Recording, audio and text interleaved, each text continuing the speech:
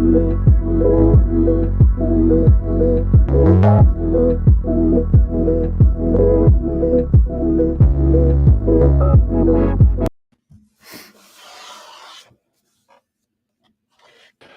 NFL draft was filled with drama, and some of the biggest moves were made beyond the NFL rookies with some NFL trades. That and more this week on the Footballguys Dynasty Show. And Jordan, we have the Eagles, a developing situation on their offense, acquiring Mr. A.J. Brown and basically saying there's a probability chance in Tennessee that we want to take in the Moneyball setting of saying that Treylon Burks, you now are thrust upon by hopefully becoming the next A.J. Brown.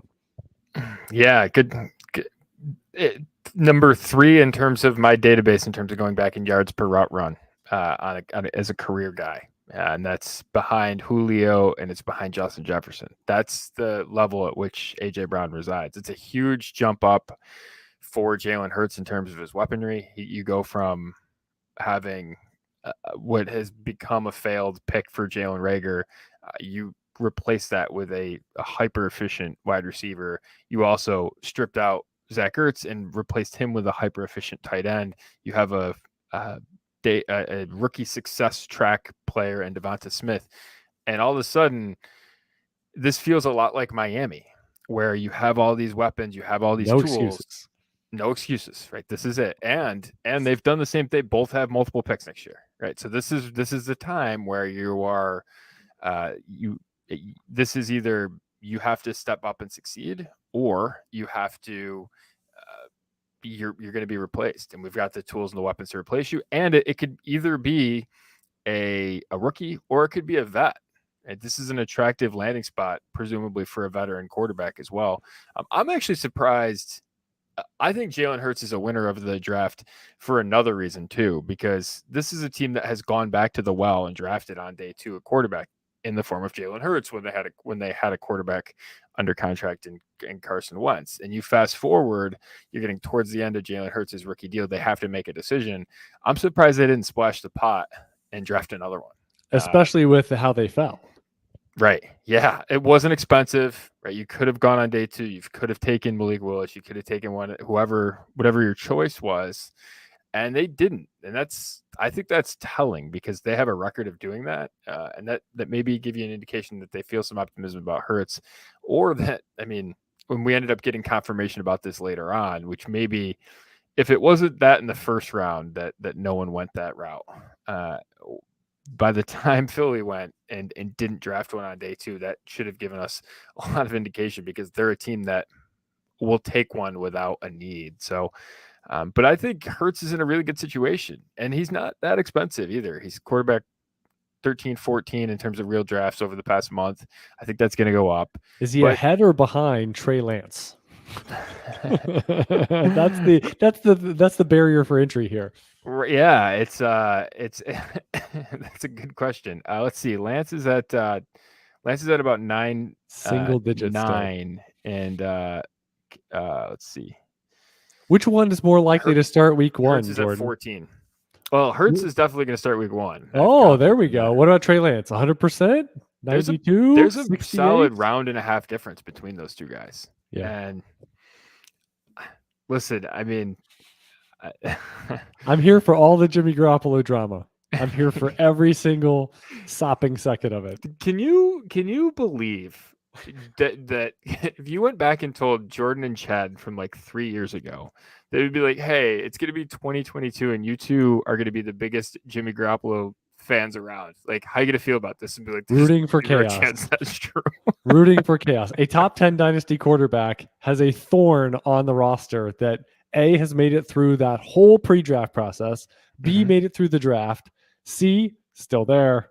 Still there. There should be a Twitter account. You know, there's some where it's like, did the Tampa Bay Rays win today? Like, there's like these Twitter accounts where it literally just posts yes or no. Did Zach Ertz break a tackle? Yeah. Little funny things like that. And it should say, do we know that Trey Lance for sure is the week 1 starter? That should be the account. And today it would be the answer is no. No. We'll just keep saying no every day. And you can see the timeline. It's just every day. No. No. I will say one thing about the Eagles situation, which is I think Devonta Smith is very interesting because you have a non-elite, like again, if you put Aaron Rodgers with he can produce 2 top 12 wide receivers. He can produce two top 24 wide receivers. Most quarterbacks, most humans cannot. That is not something that is historically commonplace. So if you say, here's what we think of you, Devonta Smith, success track year 1. Let's go and pay one of the top salaries in a long mega contract to a wide receiver. That automatically really decreases the chance of Devonta Smith. When you say he doesn't have one of those cyborg quarterbacks, that he is going to get all the way home. I think it's going to be more likely Devonta Smith finishes outside the top 36 or 40 wide receivers, basically a step back from last year, than it is he takes some massive step forward into the top 20. And I do think so. I think this really limits his ceiling. I do question the AJ Brown ceiling because we saw this team a year ago say, well, let's try to win some games. And they go into their shell and run the ball. And certainly that's in play yet again. And I think there's going to be an interesting divide between what if the Eagles are winning games, but we still see giant flaws with Jalen Hurts as a passer. And so what if they finish 10-7? What if they win the division or go to the wild card? And that is a quote unquote success. And yet Jalen Hurts, I think until we see the passing signs come together and no excuse season in 2022 is here, then we are going to have that pause as a commitment factor until someone gives him, if the Eagles give him a massive deal at the end of this year, they finish 11-6, Hurts takes a step forward and they pay the man his money. To talk about, from the what is it, Rounders? Rounders, yeah. So paid the man his money. That until we get there, we are going to have pause. And I think Hurts makes a really interesting variance play. I'm more comfortable with him in one quarterback because you can just pummel the upside and say, if I flame out, if he's a backup next year, I can just trade for somebody. It's not really a big deal. Superflex, top 12, 15 prices. You got to have some pause with that, even though he also, if things come together with weapons he has, I mean, he could be in the top 5 discussion this year. I mean, that's a pretty big range of outcomes in the next 7 months. Yeah. And I think what you said is really important. I don't want him as my quarterback 1. I want a rock solid quarterback 1. If he's my quarterback 2, I think it forces you to think really critically about what your quarterback 3 plan is, right? I think you could sandwich Matt Ryan, baby. Matt Ryan. I mean, I think another really interesting one is Kirk Cousins will be high. Cousins falling a little bit. If you want to blend him with Derek Carr or Brady would make some sense, but those are largely similar kind of window bets. So I don't know if they blend the best, but you do give yourself, I think, some options by taking a guy who has a couple years of longevity. You think in terms of starters, Ryan, Cousins, those are good examples as well. And even if you want to go down to take a Jared Goff later on as like quarterback 4, right? Kind of insulate that a little bit. That would be, it protects a floor of Jalen Hurts just kind of being in a Baker Mayfield situation 12 months from now. So that's would be I don't mind him at his cost, but I think at his cost, you have to really protect him.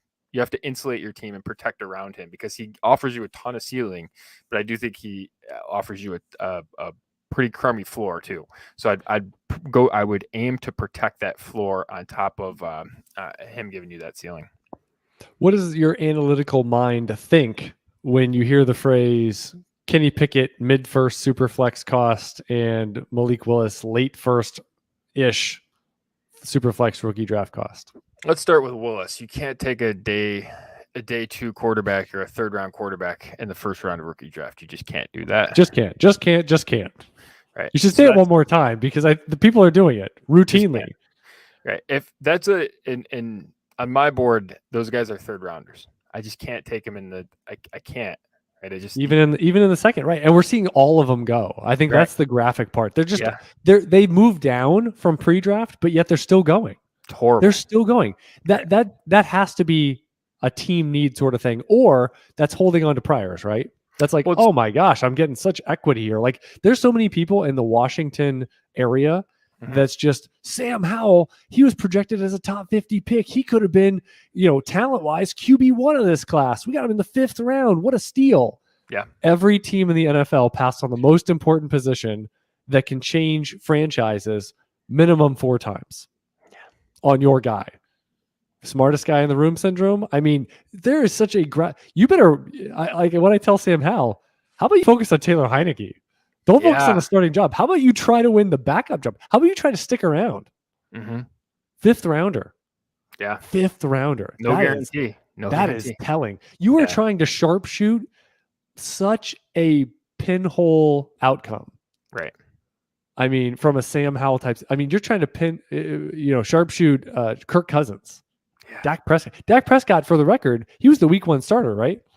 Rookie season. Oh, injury related for Romo. Exactly. Right. Exactly. And then Kirk Cousins, he waited a while. He had a number 2 pick that he had to eventually overcome in a variety of methods. But yeah, I mean, that's it's unbelievable that, I mean, people are drafting that. At least the thing I say is at least Sam Howell is affordable compared to the others. At least he's going deep enough that you can say I'm not critically giving up on the other positions and other options. Yeah. If you want to squint. I mean, I saw someone take Malik Willis in the top 5.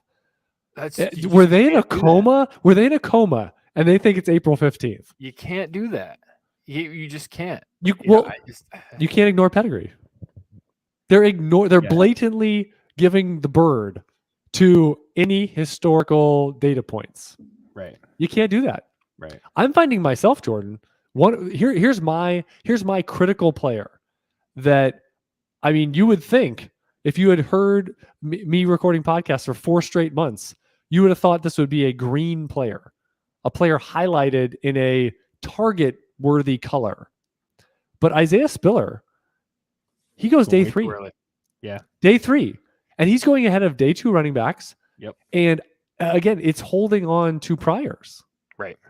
But the priors of an incomplete profile and prospect that has played 0 downs, like holding on to a prior of a previously, Latavius Murray.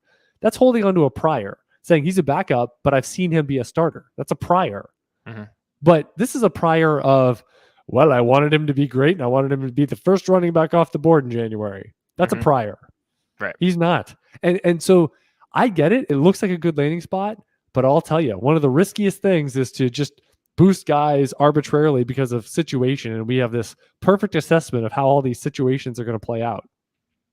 Risky business. And I really expected that we'd get more looks at Spiller in like the later second.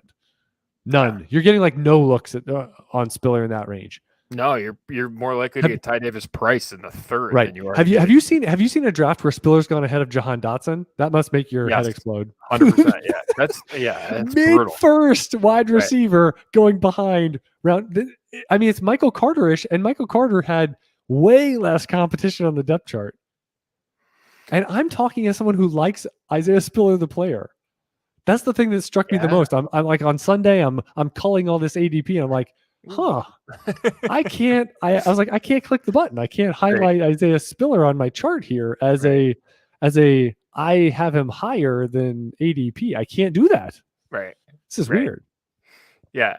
Can I tell? It's funny because just to take people behind the scenes a little bit, I will text you, and I did this today when we got on the call about a specific player, but I will just randomly text you and be like, I just need a. Like I need someone to check my brain that I haven't gone. I need crazy. someone to talk to. And I'm like, I kind of like this class. Yeah. I kind of like where the class is. Everyone hates it. And we have a mutual friend that hates this class, so it's really interesting having these dialogues. Yeah, right. Yeah, and it's like I've had this conversation with multiple people. I was like, I love it. I was like, we're just gonna there's 6 running backs in the 2nd round of rookie. Well, no, but if you ever would have imagined though that the way we got here though is the quarterbacks fell to a historic level, and yet there's still distraction picks in the top 20. That blows my brain, Jordan. I can't imagine that those 2 things would have both happened. If you had told me on Friday night where we're just watching and we're trying not to fall asleep, waiting for quarterbacks as the best player on everybody's board, and they still don't go, and you're like, oh yeah, they'll still go, top 15, top 18, like they'll still be. Like, what? What? But hashtag landing spot, right? I didn't know quarterback landing spot was a thing. Right. I thought we need to be super vigilant with pedigree with quarterbacks as it drops so pronounced. If you fall, I keep saying top 16, which Pickett didn't even make that.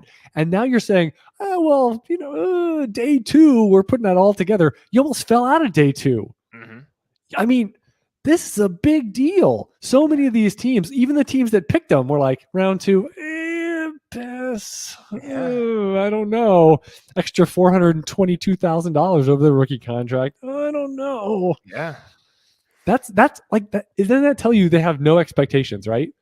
Like, why are you valuing? Let me ask you this right now. How much more expensive is Malik Willis than Kellen Mond? Right. It's not like they went in graphically different spots. Right. It's wild. It's unbelievable. And Malik Willis went behind the best quarterback of the bunch. Absolutely. And on the best team. Like, they're the team that most unlikely to turn over the keys to some now 3rd round rookie. 100%. They aspire to play in January, right? I don't think these other teams. I mean, is Atlanta going to hang with Marcus Mariota in the doldrums of December? Well, I mean, that's a little. Part. Here's the interesting part, because if you're, I don't put. Each of these teams is different. I think Atlanta's aspiration is to win a Super Bowl, right? I think that's what their goal is. I think Tennessee's goal is to play deep into January, and I think Carolina's goal is to not get fired. And their incentives in all of this are very different, and you would see that very differently. Because if it was me and I was a team and my goal was to win a Super Bowl, right? That is what we are going to try and do. You play your rookie quarterback because you already know Darnold's probably not ever going to lead you to Super Bowl. You need to find out. Right? You need to find out. And the biggest edge for a rookie quarterback is the contract.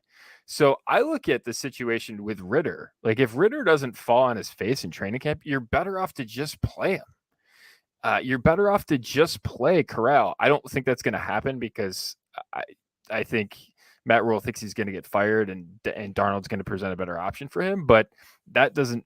But I think Atlanta could be a team where, again, I sort of like the Mariota landing spot with Drake London, and now you have some additional weapons there going with him. I think that's an interesting landing spot for him. But they should, in all reality, start Desmond Ritter week 1 and just say, we're probably going to be bad. We recognize we're probably going to be bad, but we need to see. And they already know what Mariota is. Like, let's not forget that they were the coaching staff that benched him in Tennessee. They know what Mariota is. They don't need to audition him. And he's there, they like him, whatever. But Ritter is one that I think should get the week 1, hand the keys to him, because either he's going to fail or he's going to succeed. You're going nowhere. You need to know that right now, because you're going to probably pick in the top 5 next year in a class that's going to have quarterbacks. And if you struck gold with Ritter on day 2, you need to know that, because it's a huge edge. And there's year 1 indicators. I mean, to say that it 100%. Means nothing for quarterbacks, and really the only ones that get a little bit of a year 1 pass of like, false negatives and all this kind of stuff is 101s. Mm-hmm. Jared Goff, we'll see about Trevor Lawrence and others that, they can have their struggles. But man, you're talking about a mid-round pick that the NFL globally decided, no, we don't think you're the guy. I mean, yeah, you got to throw them in. And there are surprises that occur. It may be a single-digit percentage outcome, but at least find out, because you figure Atlanta is going to be high, good quarterback class projected for next year, littered with options that are going to go in the top 20 that we had 0 to 1 this year. So it just, you got to find out, because Atlanta probably should be in the quarterback market next year, unless you get that one outcome. Right. Desmond Ritter was the answer and surprises everybody. In the Russell Wilson vein, right? Like, that was what this is. It strikes very similar to that. He's right in the range that Russell Wilson went. They brought in a Matt Flynn type contract, and Wilson beat him. And I don't think Mariota's. I don't think Mariota is going to lead you where you want to go. If your goal is to win a Super Bowl, Marcus Mariota is not your answer. I doubt that Ritter is, but there's a chance. And listen, if there's a chance on that contract, that's a huge edge, right? It's a huge edge, and you're going to have a ton of cap space and everything when this cap opens up next year for them. Like, man, it is a super enticing option for them to give Ritter every chance to win that job. And so that brings me back to Dynasty for a second. Like, he's an interesting one, right? Of those three guys, if he falls to the third guy, but it's got to kind of be the way my board sets up. It's got to be third round, which really isn't happening. But if he were to fall in the third guy in that range, and falls to the third round, I'm interested. Same with Corral. Willis is never going to get there, but either of those two guys, I'm interested in taking a shot there. But otherwise, they're pricing me out. Yeah, it's just so disappointing because everything you said kind of aligns with that, except for the final and key aspect, which is cost. That, you know, they're in such an alluring. I mean, you're talking about Desmond Ritter mid-second. So, I mean, you're talking about you're on the cusp of, you know, Jahan Dotson. You're on the cusp of maybe George Pickens. You're right in the meaty zone of a bunch of interesting running backs. And you're like, whoa, let me take this later day 2 quarterback. That's what you're saying. And you're saying, I know that the outcome window is so small, and I may know by October, November that I got almost nothing. I've got a road to nowhere. And that's but you could validate that with a premium format on the position. 303. You know, I've kind of cleared some of those waters of running back, and, you know, maybe it's a David Bell or whatever other direction you're looking to go. And you can say, let me take a shot. 3rd, 4th round, minimal allegiance in terms of roster spot allegiance, you know, going through the season, navigating your 25th, 27th roster spot. So I just think that you have, but yeah, I mean, he got priced out by about a half a round, maybe even more. And that's just unfortunate that they're not taking the bait. And frankly, now the flip becomes, for a profit, a future first. I mean, that's tough. That's tough to get enough out of that to even flip one of these quarterbacks for a future first. That's the other part. What's the exit plan? What if they show a little bit of something this year? Just a little bit. What do? Are you holding? Because that's not still a sturdy profile. It feels for these like teams that may not right? be winning. Feels like Davis Mills, right? But the interesting part is Davis Mills was wildly successful for a rookie with his level of pedigree, and yet was he pulling first this offseason? Well, the problem is the priors, right? You go back to your thing, like everyone, no one had priors on him that put him as a first round rookie pick. So trying to pitch that to someone doesn't go anywhere. Whereas you have, if that were to happen to Ritter, happen to Willis, or if Willis comes in and plays, you know, 4 games at the end of the season, he'll find himself as a top 12 quarterback, right? I mean, just because that's what we do, right? Trey Lance, Justin Fields, you know, just over and over and over again, this is what we do. And that story is very real because that prior is already there. Davis Mills is never going to get that love, even though, like, I root for him. Like, he's, you know, I think it's wild that he basically outperformed Trevor Lawrence and had like 500 college attempts, right? Like just half of the attempts that Trevor Lawrence had. Just, it's wild that you know, that he has done what he's done, but asking that out of somebody is a lot. And I think the best chance that it happens is Ritter. And, you know, we'll see what that turns out to be, but I love it because this is great. These it's like people just stepping on landmines as we just like, oh ho hum, I'm just going to take, I don't even like Ty Davis Price because it just brings up so much nausea about your reaction when we had a show going on together on Friday night was the highlight of 8 hours together. It was it was surreal because you don't react to almost anything. And you reacted so vehemently. Like, this was just this was probably like, you know, if you were reacting as like a Jonas Gray fan when the Patriots like just cut him like 48 hours after he runs for 4 touchdowns or whatever that sequencing was, where it was total Patriot churn of the running backs at that point in time to just illuminate everything that we loved and hated about that backfield. And the fact that you're like, no, you were literally yelling like Steve Carell When Toby's back. He's like, no. He's right over there in the annex. No. Like he just keeps yelling no. And I feel like that's what you were doing. You're just like, no, they didn't do this again. No. Whack him on the nose with a newspaper. No, you did not. You did not try to haul me into this. Yeah. Hey, the one thing I'll say, I've said it to you through other shows over the last few days, is at least the price point's different. Round 3 of rookie drafts. This is not a mid-first Trey Sermon, late first super flex type situation. So you can at least breathe easier that we're not in that realm again. I have another confession to make. Are you gonna have zero Davis price? I traded up for him. So I love how you react like that, and now more well-reasoned, logical minds prevail. If it's going to be 302, I mean, I'm all in. Right. This is what I'm saying. You don't get that opportunity every day, and you can now complain at your leisure through September and October and Shanahanigans, and we're ready for this. And you know what? Trey Sermon's going to come back around. Watch this. Yeah. Watch this. Doghouse to penthouse. He's going to do it. Now that everybody's out on Trey Sermon. He gets cut. You know what's interesting? I think I saw a trade last week that had Trey Sermon traded for a pick that was higher than what it costs to get Davis Price. So that means let's just keep spinning. Round and round we go, Jack. Round and round we go. Yeah. Do want to remind you, Chad Parsons, Jordan McNamara, episode 102 of the Football Guys Dynasty Show started a couple of years ago, and we're down to the last month where we're on dual streams, and you need to keep track of us. Obviously, if you're listening to this, watching us live on YouTube, you can get all the show links and info, whether that's where we're listed on footballguys.com, where we are in your relative podcasting spheres, so that you are signed up and subscribed for the new feed coming up in June. So that official landing page for everything Football Guys Dynasty Show, that's join.footballguys.com/Dynasty Show. So we tried to make it as easy as possible. I've checked it out a couple times. It's really a great looking page. They put that together over the last month or so, and there you go. If you're watching on YouTube, you can see it right in front of you.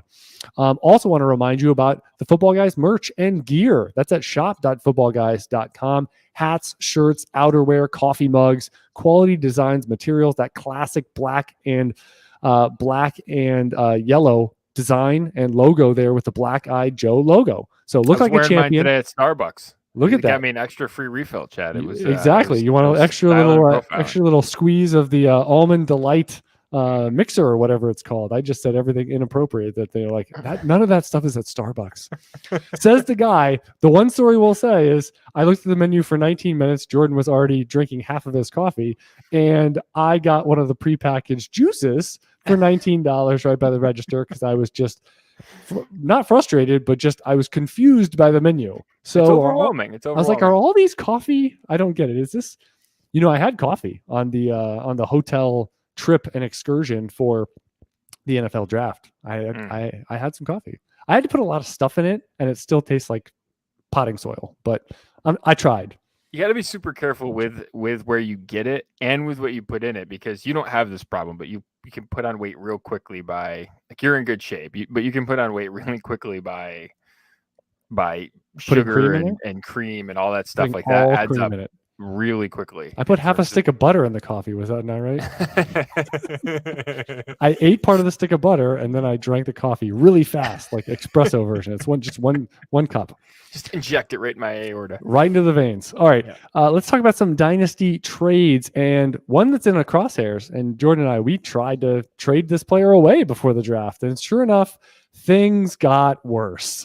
Things got worse for Mr. Antonio Gibson. That's why we weren't able to execute a deal. Of course, we're holding on the way down. So this is an interesting one, though, because half of the deal is Antonio Gibson paired with friend of the Football Guys Dynasty Show and warm in our hearts, Leonard Fournette. Ooh. So we've got Fournette, we've got Gibson. One of them has top 5 upside this year. One of them, frankly, does not. Mm-hmm. And they were traded for David Montgomery and 107, which turned into Jameson Williams. So not sure if that was on the clock or not. So this is putting a lot of different things together for you, Jordan, because you like David Montgomery as well. I do like David Montgomery. I like all of the players, honestly, at the relative cost. 107 for James Williams, pretty nice. What do you think about Montgomery versus Fournette?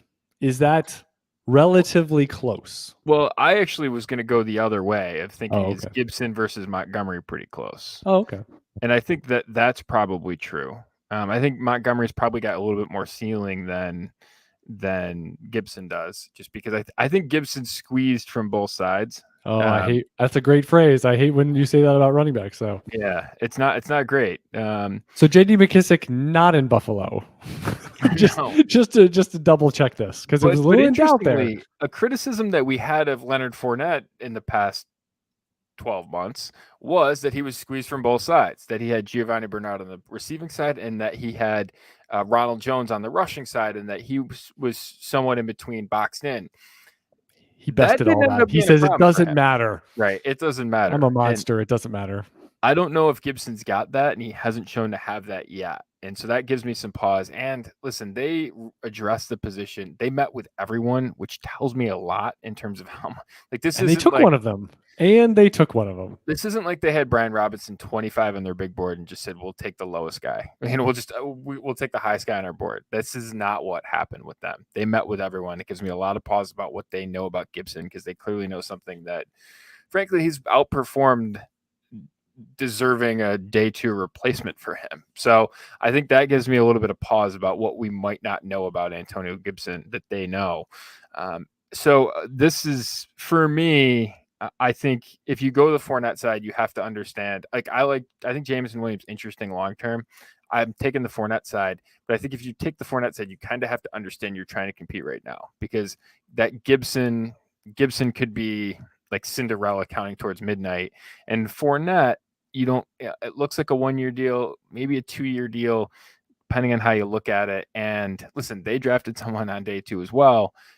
And you've got Brady, what the sunset looks like for him coming as well. So I think if you take the Fournette side, I'm fine taking the Fournette side. I like that side better, but you have to understand what that kind of does to your window. You have to be making contending decisions on other parts of your roster as well. Yeah. In 2024, Jameson Williams could easily be the highest value piece here. Right. But again, looking in a couple year window, these running backs have a lot of potential pull on how you finish. Right. There's an equal chance that he's a 50-50 shot to be that, right? Fournette's the only one in this deal that I view can actually change your season this year. Right. I mean, I don't think Gibson finishing at running back 21 or Montgomery at running back 9 or 11 or 14. Like, I don't think that really moves the needle all that much. Jameson Williams might miss part of the year. He might be transitioning up. Probably not going to be Odell Beckham. And frankly, few are. So that's the real part of, what really moves the needle this year, specifically as part of that deal. I do think this is a decent way to get out of Gibson. Unfortunately, you include Fournette. Now, the risk is, what if Fournette misses time? What if Rachaad White ends up being more than what Keyshawn Vaughn has been? Even though Fournette, you say, man, you get that Brady trust factor, you're not coming off the field. So right. I don't really have a lot of Rachaad White's going to push for passing snaps over Leonard Fournette on a contending team with Tom Brady. I'm not saying that, but again, Fournette has been a guy that's missed games every year. We don't predict injury, but we've seen a trend, a long-standing trend that expect missed games. Mm-hmm. So how many and at what time, those are key factors, because if the best part of that side is Fournette in December and he's not around, the 107 and Monty side is a pretty nice cash out. When you said, now you got Gibson squeezed on both sides. Right. And I think if you just took Gibson and Montgomery, just sort of put them together, see they're close enough to sort of block each other out, I would take Fournette over 107. Right. So just because he's rarer. Right. And that's the other thing of this. We talked about, we didn't really hit on this with Pickett earlier because we got talking about the other guys, but you look at what's rare in this class, right? The reason why Pickett's going so high, it's just pure supply and demand.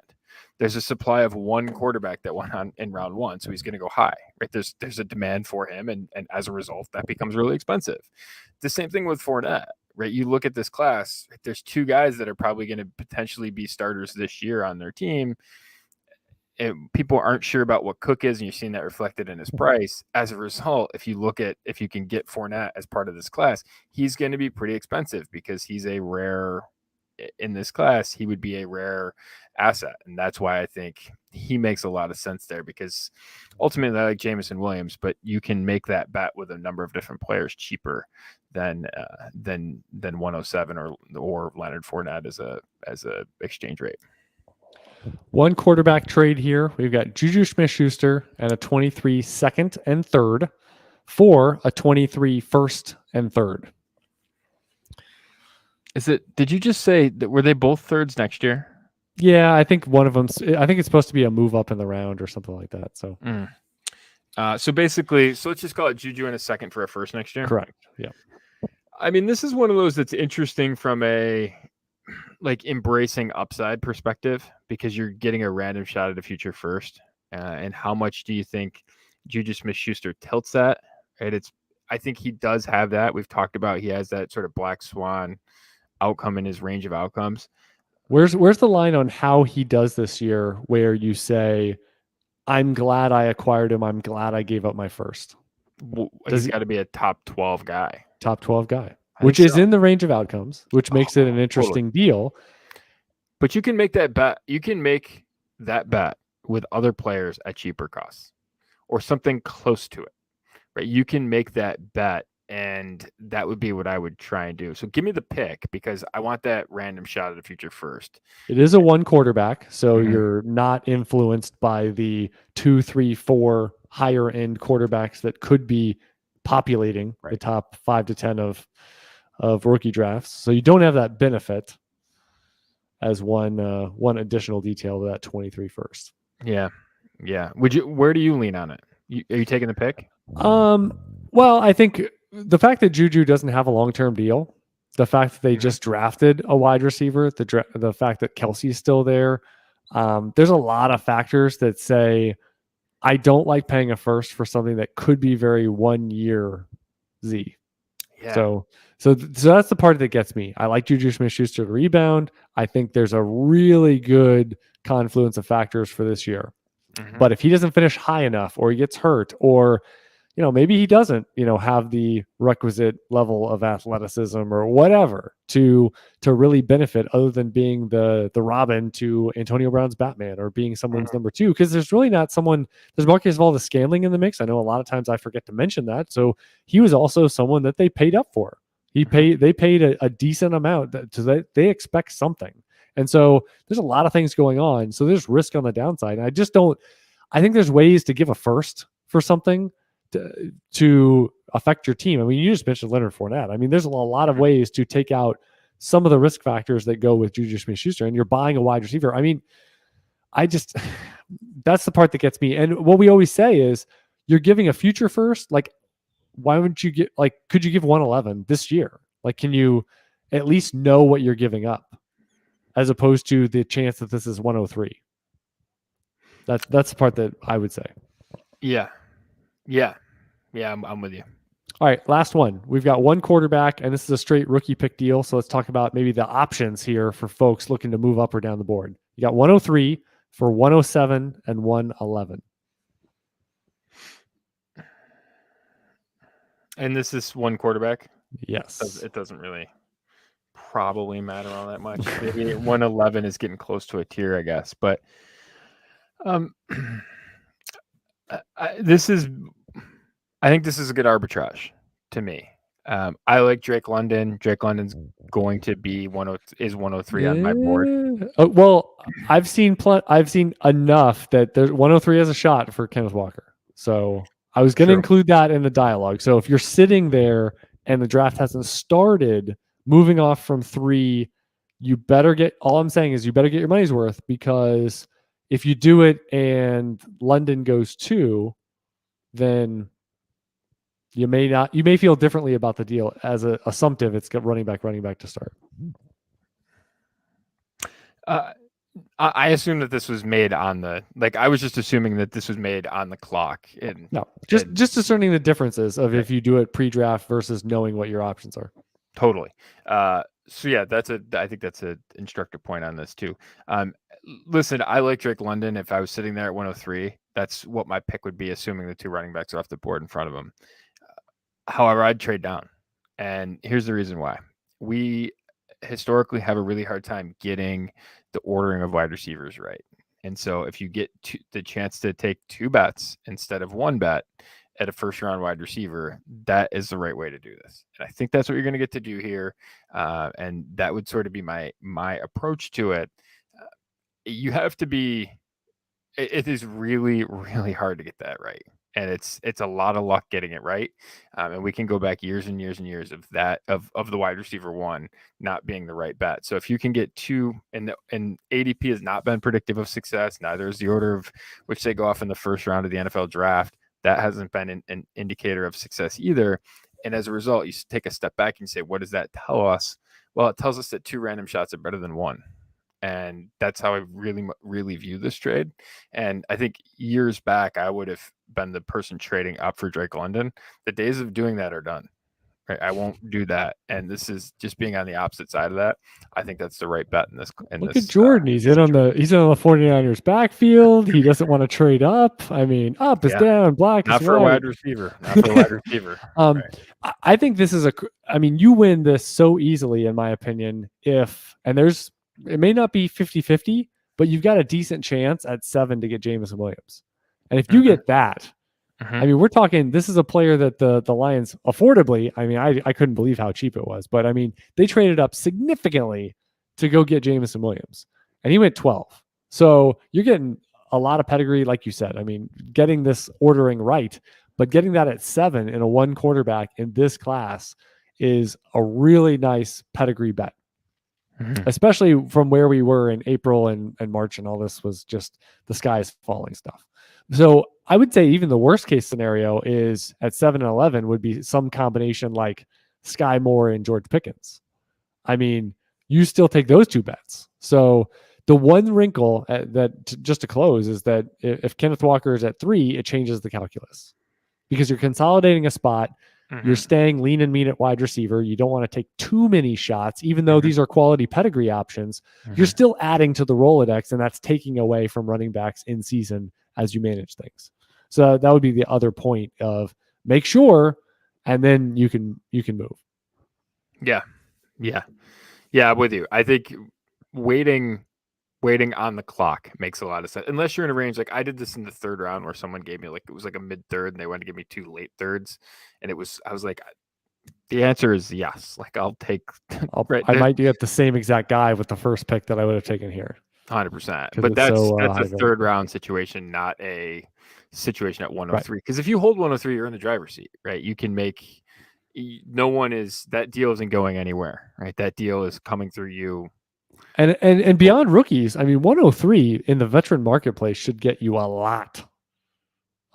So that's another avenue. I mean, we always mention offshoots on, what could make the deal even better. I mean, you're trading it for 2 later firsts. What if they traded 111 for a 23 first? They kept 107 or traded 7 for a veteran. Like you have a lot of options either way.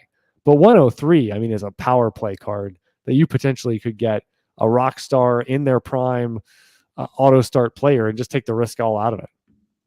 Drake London doesn't work out, or you take 2 shots at wide receiver, or you're like, then one of them, is a day 2 wide receiver. I'm not too happy with that. Like you have a lot of variables there. Yeah, I want to remind you about some other ones too, like Fournette and a first at that 103 spot. Right. Like you can get creative in terms of stuff. You get Fournette for now. You get the 23 first. You bank it so that you backstop it. I've seen Kittle involved in some stuff in tight end premium as well. So yeah, I would be, if you're going to sell 103, I think it's a really good process move. But shop around. Don't just I think you have options for sure. Remind you about the daily email update over at Football Guys, the right side of the homepage at footballguys.com. You want all the news. They're going to have rookie mini camp coming up, and training camp is going to be around the corner. We're going to start to hear about everything coming together for these teams and these depth charts. It could be off-field situations that we need to manage through these summer months as we get ready for lineup season just around the corner, 3-4 months away.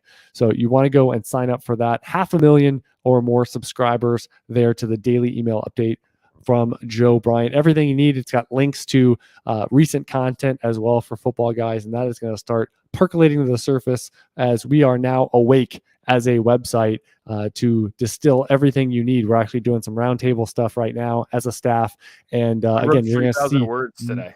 Or yesterday. I wrote there you go, and you're going to have more and more on your docket to consume content from Football Guys now that May is officially turned over on the calendar. So in the vein of not becoming your parents, guess what? The waiter doesn't need to know your name. Have you were in the customer service and wait staff community at a point in time, right? Did you ever have any elderly people that provided your name? My dad. He does do that. He does that. Gets her name or gets her. His What's name your name? Oh, Tanya. Okay, yes. I'm Bill. This is Sandra. Right. You know, we're gonna be customers. We're gonna playing the part of customers tonight in the play. I don't think I've ever done that. I don't think I've ever shared my name.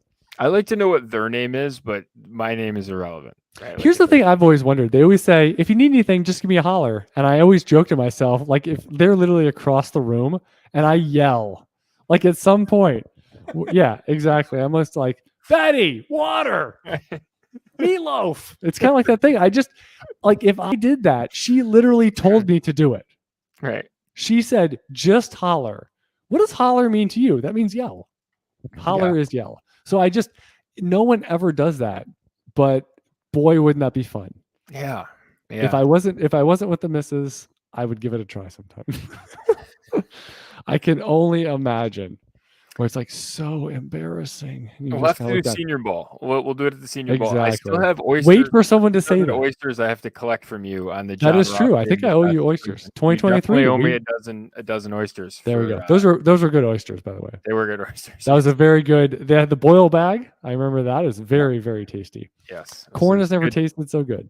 All right, we've got a couple of thought-provoking quotes here from the Shark Pool and the Football Guys Dynasty Forum. Completed trades. They have a bunch of content in there, so always good to mix it up. And just know that's where I go to get some of these quotes to close the show. Superflex will make a team do things, terrible things. I love that. Applicable to 2022. Yeah. Like Malik Willis and Kenny Pickett type things in high points of high drafts with meaningful capital. Don't address need in a rookie draft. Stop it. Just don't do it. It is May. It is May 3rd as we're recording. A rookie's going to fix things, Jordan. That's the mentality. Stop it. If you're thinking about addressing need in a rookie draft, stop it. It's so time consuming to send out trade offers, though. I just can't. I'd rather just press submit to the draft pick. It's just easier. Honestly, if you have a quarterback and you need quarterback, just give the pick you were going to take Malik Willis with. Just give it to the Brady person, and that solves your issue, right? Like, I mean, isn't that like a late first? I mean, I would think that gets it done in a lot of cases. Yes, how about you try to give 212 for Matt Ryan or something? Right. I mean, just try to get someone that knows what they're doing. That's not a chicken with their head cut off, like under center, going, I don't know what's happening. Right. Right. I'm doing things with my arms. With future pick and get someone good, right? Like go up. Like don't. How about this? If you're at 205 and you're thinking of making one of these quarterback picks, just ask yourself, would I trade this pick for Kellen Mond? Right. And if the answer is no, maybe you go a different direction or seek a trade for some veteran that's actually starting. What does Jared Goff cost? Mm-hmm. If you're going for a warm body, and frankly, a warm body is probably an upgrade over some of the things, some of the bad things, terrible things, as mentioned in this quote that you're going to do. Yeah. All right. All I'd say is you better win the championship this year, or I'd imagine you regretting that big time around this time next year. Depends what it is. I put out a Twitter poll. It's a deal with the devil. It's a deal with the devil trade, though. When you say phrases like "I better win the title this year," that's usually a mistake. But you should be making dynasty trades like that. That shouldn't be. I'll give you an example, and I'll give you an example of what I did it, and I put it out on Twitter today just because I wanted to see the reaction to it because I knew what the outcome was. Would you rather have Dak Prescott and Superflex or Tony Pollard, Sky Moore, Kenny Pickett, and George Pickens? Oh no. And 41% of people said the rookies, by the way. 41% of people. And that was 605 votes for our sample size police out there. And I was like pretty stunned by that. I know that I gave 3 firsts and Tony Pollard in season on a team that I won the championship with and got Dak Prescott. So I knew what the result was. I then bumped it up and I said, would you rather? So I re-bumped it and I said, Dak Prescott in the 2021 championship or the other side. And 12% of the people still took the other side. I mean, because they want multiple championships. I mean, you know what side's the more likely to win multiple championships? The one with the star quarterback. The side that's won a championship. Right. The one with the elite quarterback. That's the one. And listen, get like going back to the other question, like get elite, right? I don't regret that. Right. I had 4 firsts and I gave 3 of them for a to solve something. To solve the biggest Rubik's Cube puzzle that the NFL, again, when they're trying to solve things, they all pass. Right. They all pass on the Oracle, Malik Willis, 2 to 3 times. Yes. It's mind-blowing. Yeah. And you know what the best part about that trade was it pairs him with Mahomes. You know what it's like to look at a team, you're setting your lineup and you're like, oh, great. I get to play Mahomes and Dak Prescott this week. I get to play Mahomes and Herbert. I get to play Allen and Watson. Like I get to play great. I get to play 2 guys that are projected in the top 6 at the quarterback position. This should be fun, right? Like that should be your goal. And instead, I think people get far afield and want to try to accomplish other things, right? I don't know. I mean, make a dynasty trade like that because 2 years ago, I would give more firsts, right? I should have given more first in that deal. I should have given more. I feel bad. Send a Christmas card. Right. I feel bad. Pay $10 of their entry fee next year. Be like, thank you. The guy actually has a good team on the other side of it, but it's just I remember I took over an orphan a couple of years ago. I had Josh Allen at quarterback, and the first thing I did was make some big deal, and I got Dak Prescott. I was like, let me fix quarterback, and I'll figure out the rest. Mm-hmm. And I think I've won a title, and I finished second in the 2 years.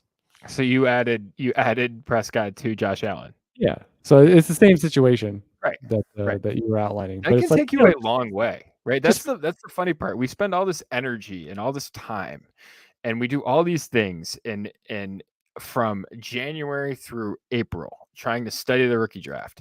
And in reality, if you get 2 top 6 quarterbacks, like there's a lot of stuff after that doesn't matter. Right. It becomes a lot more solvable.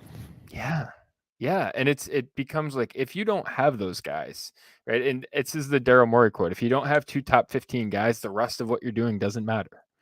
And that's pretty close to true in terms of the elite quarterbacks. And it's just such a hammer to swing. And you can make a lot of other mistakes and you can do right. It's just so forgiving and so high upside that it's so expensive not to do it. It hurts so much not to be on that side of these deals. It's hard to finish in the bottom 3 or 4 if you have Patrick Mahomes. It's just really hard. It's a huge floor raiser. Right. So if you miss the playoffs, you're probably just missing.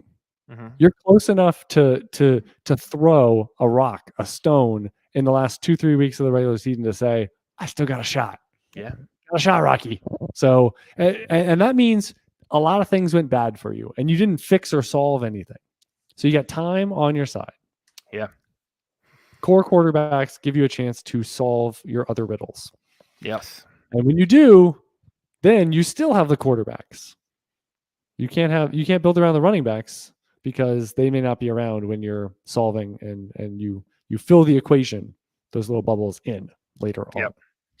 All right, one more reminder about the official landing page for everything Football Guys Dynasty Show.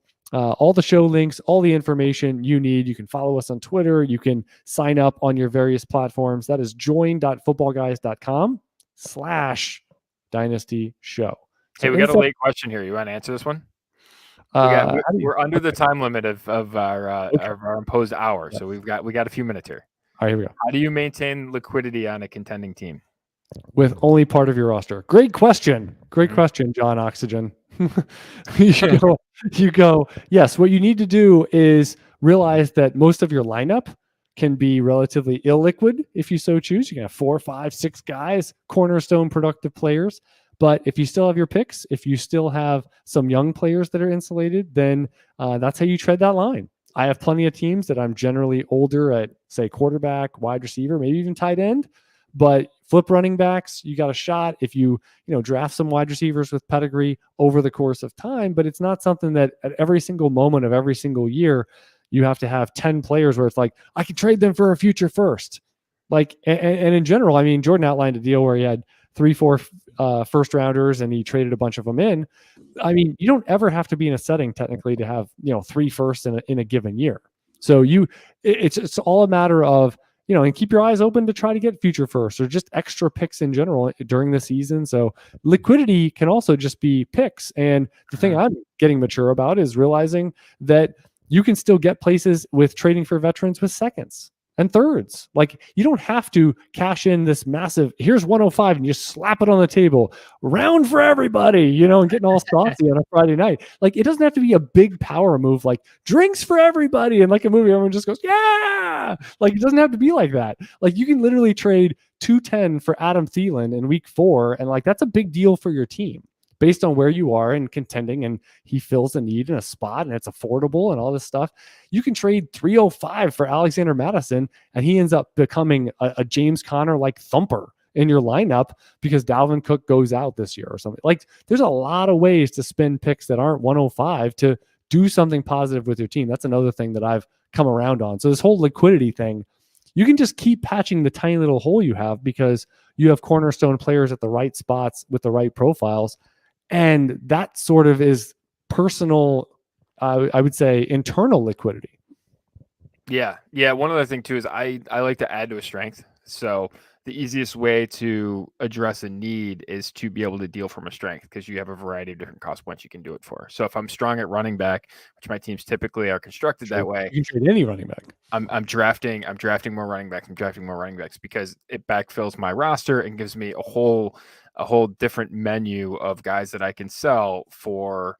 If one pops off, if there's an injury to a starter, and all of a sudden I have a guy, or I have a guy that has a huge start to the season, something like that, it gives me the ability to sell from them to address a need. So that's another one again. And then you're flipping for picks and all that stuff. And just one of the things that I love is you flip the backup running back that pops off for a pick, and then you just reload with another backup running back, right? And you do that a couple of times, and all of a sudden you find yourself ahead on picks, and that really becomes a isn't that the best though, when you clear a roster spot in like week 6 and then you pick up a guy and you're like, this is the same guy. It's literally Spider-Man pointing at Spider-Man. The only difference is this guy has a chance for maybe 10 to 15 touches this week. This other guy is still buried. And then 2 weeks later, that guy gets the same opportunity. You stream him. He might be even better.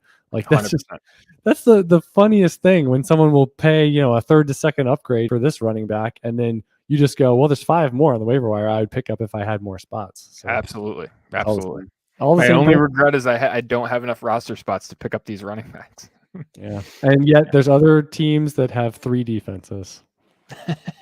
What could go wrong?